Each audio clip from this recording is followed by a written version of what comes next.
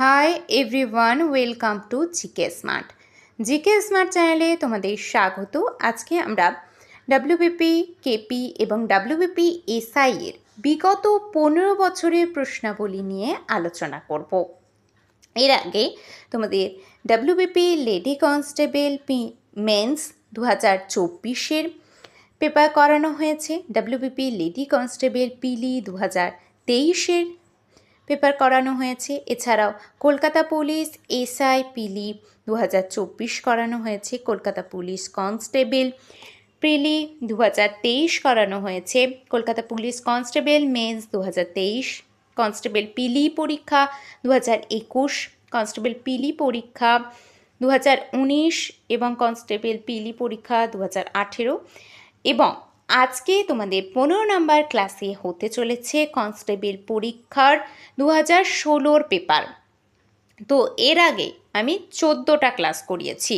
এই সমস্ত পেপারগুলো থেকে করানো হয়েছে ক্লাসগুলো এবং উল্লেখ করা আছে কোন দিন কোন পেপারের প্রশ্নগুলো আমি আলোচনা করছি। ব্যাখ্যা সহ প্রত্যেকটি প্রশ্ন আমি আলোচনা করে দেব তোমাদের, এবং তোমরা একটা ক্লাসেই বুঝতে পেরে যাবে যে প্রশ্নগুলো থেকে আর কী ধরনের প্রশ্ন আসতে পারে এবং ঘুরিয়ে দিলেও কী ধরনের প্রশ্ন আসতে পারে। তো চলো আজকের এই ক্লাসটা সম্পূর্ণ দেখতে থাকো। অতি গুরুত্বপূর্ণ প্রশ্ন উত্তর আছে যা তোমাদের আপকামিং পরীক্ষায় আসতে পারে। এই ধরনের প্রশ্ন তোমরা জানো প্রিভিয়াস ইয়ার কিন্তু খুবই একটা ইম্পর্টেন্ট একটা বিষয়, যে একটা এক্সামের জন্য প্রিপারেশন নিচ্ছ মানে তার আগে প্রিভিয়াস ইয়ারটা তোমাদের দেখা অবশ্যই প্রয়োজন। তাই আমি প্রত্যেকটি অর্থাৎ টোটাল 15 বছরের প্রিভিয়াস ইয়ার নিয়ে এসেছি। তাই প্রত্যেকের সম্পূর্ণ ক্লাসটা দেখতে থাকো এবং যারা যারা উত্তরগুলো দিতে পারবে অবশ্যই কমেন্টে জানাবে যে আজকের প্রশ্নগুলোর মধ্যে থেকে তুমি কটা আনসার দিতে পারলে। তো চলো আজকের ক্লাসটা শুরু করা যাক। আজকে কিন্তু কনস্টেবল পিলি 2016 ক্লাস করানো হচ্ছে। তো প্রথম প্রশ্নটি কি আছে? একটি পদার্থের কঠিন অবস্থা থেকে সরাসরি গ্যাসীয় অবস্থায় রূপান্তরের প্রক্রিয়াটির নাম কি? অপশন এ বাষ্পীভবন, অপশন বি ঘনীভবন, অপশন সি উদ্ধবপাতন, নাকি অপশন ডি গলন। একটি পদার্থের কঠিন অবস্থা থেকে সরাসরি গ্যাসীয় অবস্থায় রূপান্তরের প্রক্রিয়াটির নাম হলো উদ্ধবপাতন। কোনো কঠিন পদার্থকে উত্তপ্ত করলে তার তরলে রূপান্তরিত না হয়ে যদি সরাসরি গ্যাসে পরিণত হয় তবে সেই প্রক্রিয়াকে উদ্ধবপাতন বলে, যেমন কর্পূর, ন্যাপথলিন, আয়োডিন ইত্যাদি। পরবর্তী 2 নম্বর প্রশ্ন, রবীন্দ্রনাথ ঠাকুর যে ছদ্মনামে লিখতেন সেটি হলো option A Bhanu Singha, option B Parashuram, option C Birbal, নাকি অপশন ডি টেকচাঁদ ঠাকুর। রবীন্দ্রনাথ ঠাকুর যে ছদ্মনামে লিখতেন সেটি ছিল ভানু সিংহ। রবীন্দ্রনাথ ঠাকুর কিশোর বয়সে ভানু সিংহ ঠাকুর ছদ্মনামে তার বিখ্যাত ভানু সিংহ ঠাকুরের পদাবলী রচনা করেছিলেন। পরবর্তী 3 নম্বর প্রশ্ন, পশ্চিমবঙ্গের পঞ্চায়েত ব্যবস্থার কয়টি স্তর আছে? অপশন এ 2টি, অপশন বি 1টি, অপশন সি 4টি, নাকি অপশন ডি 5টি। পশ্চিমবঙ্গের পঞ্চায়েত ব্যবস্থার কয়টি স্তর আছে? সঠিক উত্তর হয়ে যাবে 3টি। পশ্চিমবঙ্গের পঞ্চায়েত ব্যবস্থা ত্রিস্তরীয়। এই 3টি স্তর হলো গ্রাম পঞ্চায়েত, পঞ্চায়েত সমিতি এবং জেলা পরিষদ, অর্থাৎ জেলা স্তর। পরবর্তী 4 নম্বর প্রশ্ন, তথ্য জানার অধিকার আইন কোন সালে পাশ হয়? Option A 2002, option B 2004, option C 2005, নাকি অপশন ডি 2006। তথ্য জানার অধিকার আইন কোন সালে পাশ হয়? সঠিক উত্তর হয়ে যাবে 2005 সালে। ভারতের নাগরিকদের সরকারি কাজে স্বচ্ছতা ও জবাবদিহিতা নিশ্চিত করতে 2005 সালে 15ই জুন তথ্য জানার অধিকার আইন পাশ হয়। এবং এটি ওই বছরেরই 12ই অক্টোবর থেকে পুরোপুরি কার্যকর হয়। পরবর্তী 5 নাম্বার প্রশ্ন, শের ই পাঞ্জাব নামে পরিচিত কে ছিলেন? Option A Bhagat Singh, option B Lala Lajpat Rai, option C Ranjit Singh, option D Guru Gobind Singh. শের ই পাঞ্জাব নামে পরিচিত কে ছিলেন? সঠিক উত্তর হয়ে যাবে লালা লাজপত রায়। ভারতের স্বাধীনতা সংগ্রামের অন্যতম প্রখ্যাত নেতা লালা লাজপত রায়কে তার সাহসিকতা ও জাতীয়তাবাদী আন্দোলনের জন্য শের ই পাঞ্জাব বা পাঞ্জাব কেশরী বলা হতো। পরবর্তী 6 নাম্বার প্রশ্ন, কোন রঙগুলোকে মৌলিক রং বলা হয়?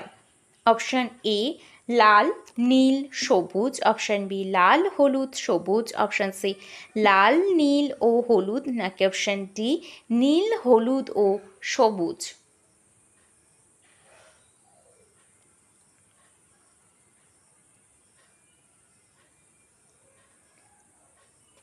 সঠিক উত্তর হয়ে যাবে এখানে লাল, নীল ও সবুজ।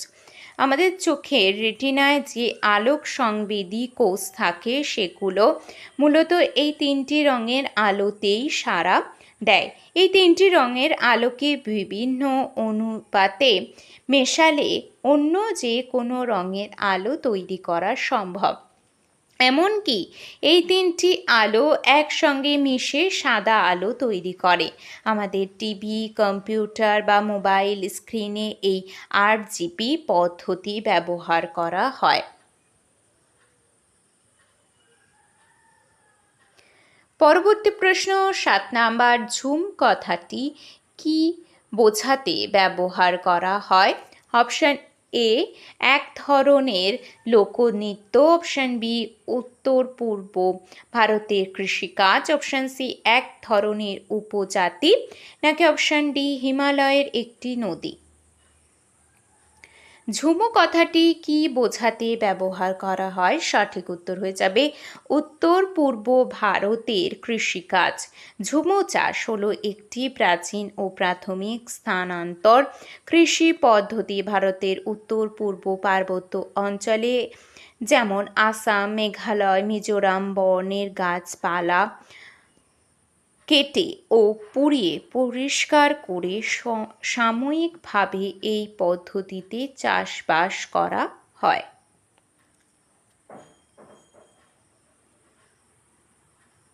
পরবর্তী 8 নাম্বার প্রশ্ন, Satyajit Ray Film and Television Institute কোথায় অবস্থিত? Option A Mumbai, option B Pune, option C Kolkata, option D নতুন দিল্লি। সঠিক উত্তর হয়ে যাবে কলকাতা।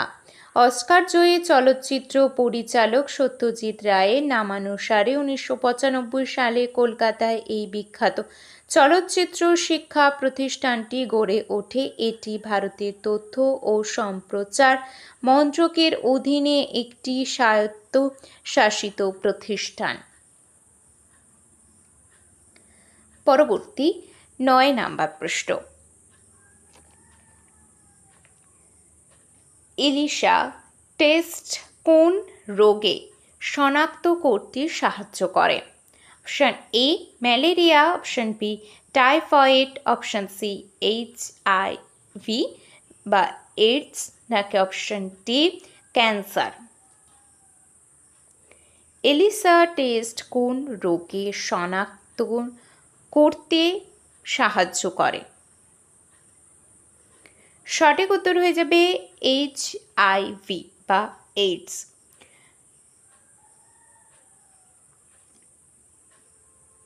এলিসা এর পূর্ণ রূপ হল এনজাইম লিঙ্কড ইমিউনোসরবেন্ট অ্যাসে। রক্তে নির্দিষ্ট অ্যান্টিবডি বা অ্যান্টিজেনের উপস্থিতি খোঁজার জন্য এই বায়োকেমিক্যাল টেস্টটি করা হয়, যা মূলত HIV শনাক্তকরণে সবচেয়ে বেশি ব্যবহৃত হয়।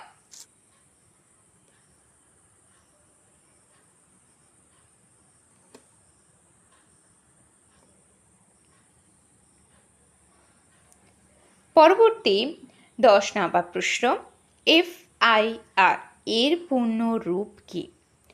Option A first investigation report, option B first information report, option C free information report, নাকি option D formal information report.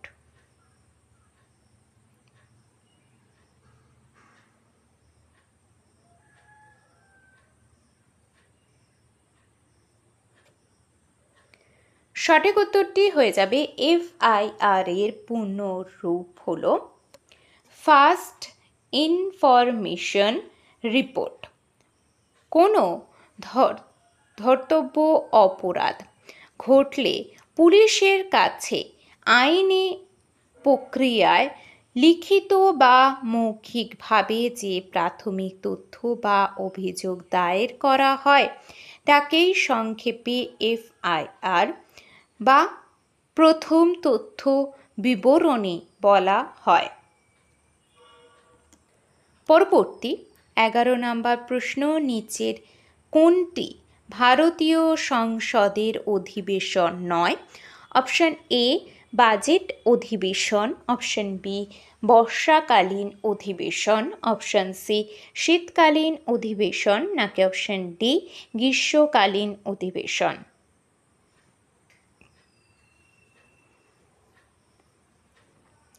নিচের কোনটি ভারতীয় সংসদের অধিবেশন নয়? সঠিক উত্তর হয়ে যাবে গ্রীষ্মকালীন অধিবেশন। ভারতীয় সংসদে বছরে সাধারণত 3টি অধিবেশন বসে। বাজেট অধিবেশন, বর্ষাকালীন অধিবেশন। বাজেট অধিবেশন বসে ফেব্রুয়ারি মে, বর্ষাকালীন অধিবেশন বসে জুলাই সেপ্টেম্বর এবং শীতকালীন অধিবেশন বসে নভেম্বর ডিসেম্বর। সংবিধানে গ্রীষ্মকালীন অধিবেশন বলে আলাদা কোনো সেশনের উল্লেখ নেই। 12 নম্বর প্রশ্ন, একটি ট্রাফিক সিগন্যাল এর দিকে তাকালে উপর থেকে নিচে এই ক্রমে আলো দেখা যায় নিচের কোনটি? অপশন এ লাল সবুজ হলুদ, নাকি অপশন বি সবুজ হলুদ লাল, অপশন সি লাল হলুদ সবুজ, নাকি অপশন ডি হলুদ লাল সবুজ।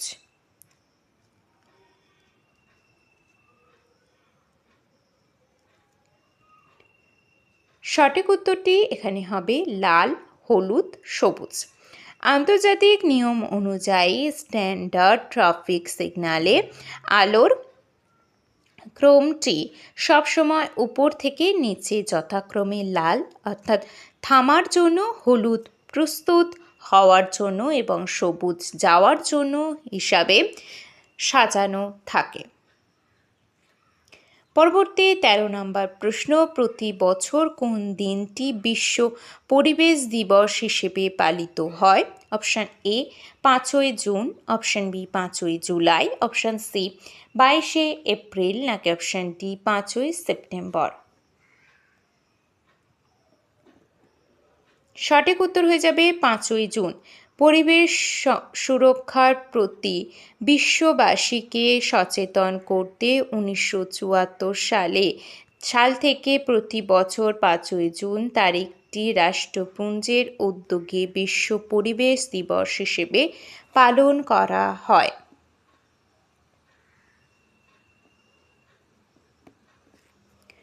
পরবর্তী 14 নম্বর প্রশ্ন,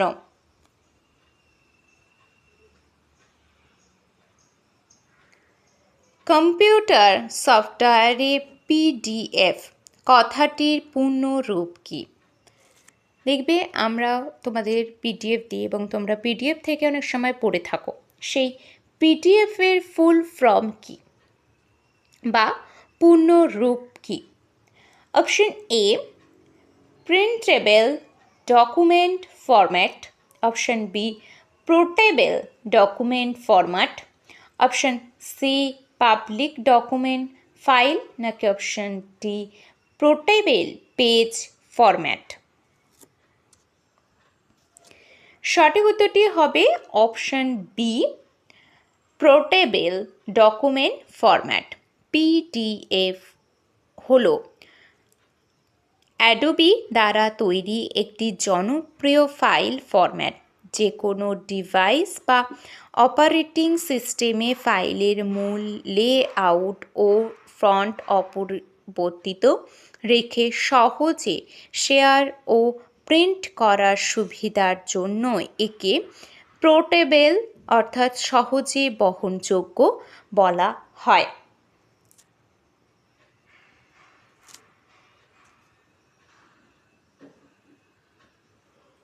পরবর্তী প্রশ্ন 15 নম্বর। কোনটি ভারতীয় সংসদের অধিবেশন নয়? অপশন এ বাজেট অধিবেশন, অপশন বি বর্ষাকালীন অধিবেশন, অপশন সি শীতকালীন অধিবেশন, নাকি অপশন ডি গ্রীষ্মকালীন অধিবেশন।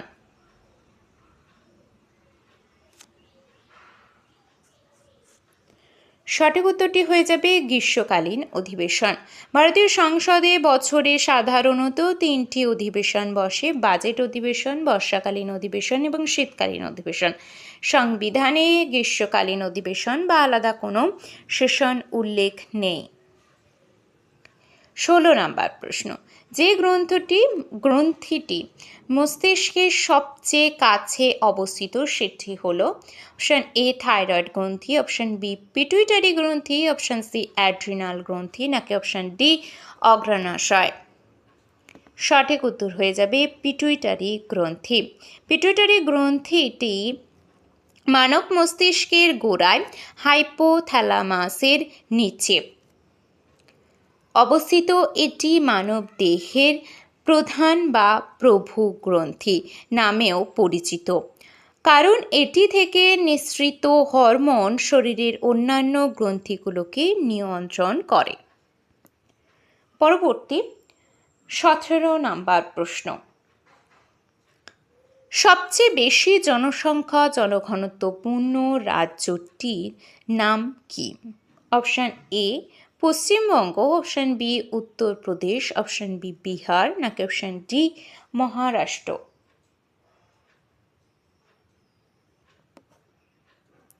সঠিক উত্তর হয়ে যাবে বিহার। 2011 সালের আদমশুমারি অনুযায়ী ভারতের মধ্যে বিহার হলো সবচেয়ে বেশি জনসংখ্যা ঘনত্বপূর্ণ রাজ্য। এখানে প্রতি বর্গ কিলোমিটারে প্রায় 1106 জন মানুষ বসবাস করেন।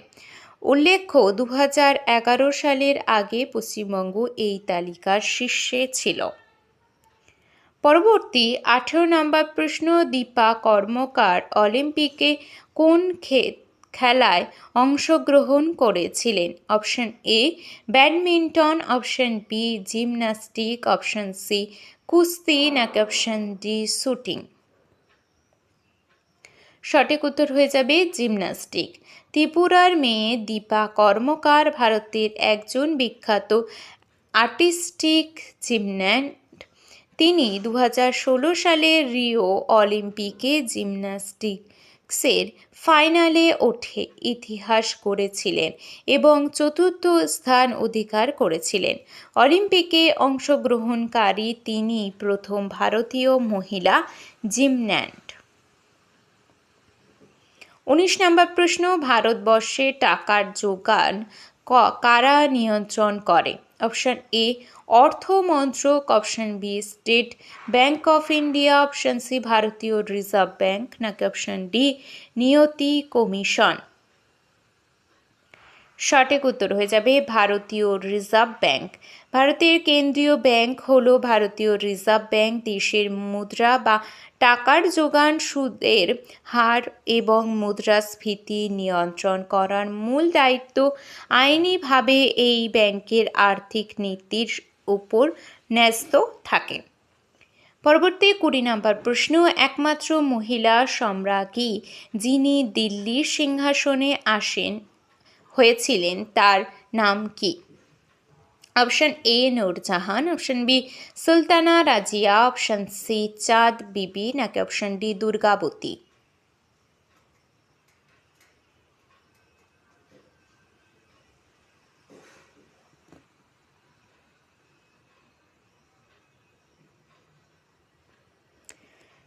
সঠিক উত্তরটি হয়ে যাবে সুলতানা রাজিয়া। দাস বংশের সুলতান শামসুদ্দিন ইলতুৎমিশের কন্যা সুলতানা রাজিয়া বা রাজিয়া সুলতানা 1236 সালে দিল্লির সিংহাসনে আরোহণ করেন। তিনি মধ্যযুগীয় ভারতের তথা দিল্লির সিংহাসনে বসা প্রথম এবং একমাত্র মুসলিম মহিলা শাসক ছিলেন। পরবর্তী 21 নম্বর প্রশ্ন, পশ্চিমবঙ্গের নিম্নোক্ত জেলাগুলিকে উত্তর থেকে দক্ষিণ দিকে অবস্থান অনুযায়ী সাজাও। 1 নম্বরে আছে বর্ধমান, 2 নম্বরে আছে বাঁকুড়া, 3 নম্বরে আছে বীরভূম, 4 নম্বরে আছে হাওড়া। এটাকে তোমাকে সাজাতে হবে। তো 4টে অপশন দেওয়া আছে, 4টের মধ্যে কোনটি সঠিক উত্তর হবে?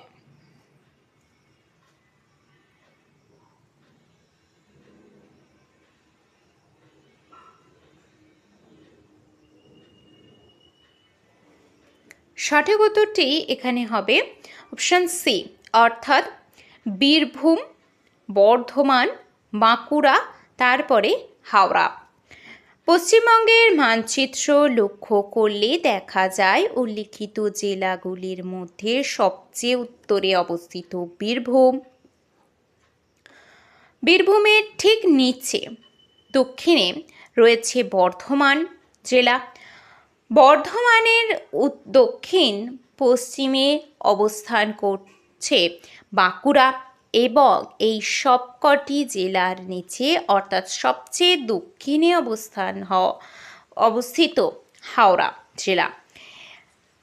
তাই উত্তর থেকে দক্ষিণ দিকে সঠিক ক্রম হবে বীরভূম, বর্ধমান, বাঁকুড়া এবং শেষে হবে হাওড়া।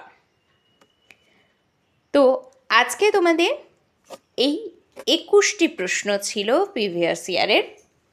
তো আজকের এই 21টি প্রশ্ন তোমাদের কেমন লাগলো, তোমরা কে কটা সঠিক উত্তর দিয়েছো অবশ্যই কমেন্টে জানাবে।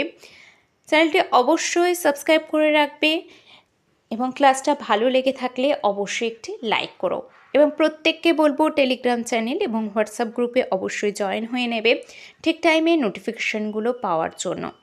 তো চলো আজকের ক্লাসটা এই পর্যন্ত। প্রত্যেকে ভালো থেকো, ভালোভাবে প্রিপারেশন নিতে থাকো এবং যুক্ত থেকো জিকে স্মার্টের সাথে।